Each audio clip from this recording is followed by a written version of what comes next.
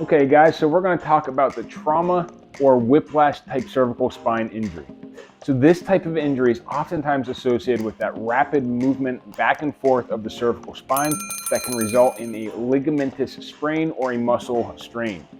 So, this injury is often associated with a car accident, a hard fall, whether that's a fall off of a height like a ladder, or this can be associated with like a hard hit in a game of football or some kind of sporting event where you take a hard kind of person-to-person contact.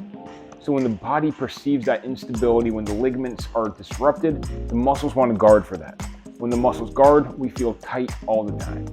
Now we'll stop here for a second to make sure that we give you the caveat that if you just had one of these kind of traumatic experiences or just had one of these whiplash type injuries, it's important to talk to your physician first before you make sure that this is appropriate for you, especially if our symptoms are very volatile. Now, if it's been a couple weeks and we're still kind of working through some symptoms and things seem like volatility is kind of stabilizing, or we're still having irritating symptoms, but we're not so acute, then let's keep going and let's circle through some of these exercises.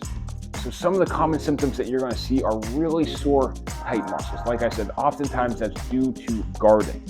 The symptoms can be one-sided or it can be global throughout the cervical spine.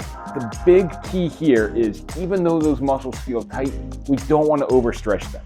So often those ligamentous structures might be a little stretched out, and we want to add strength to the system. So we want to kind of fight that kind of tight muscle feeling with strength training.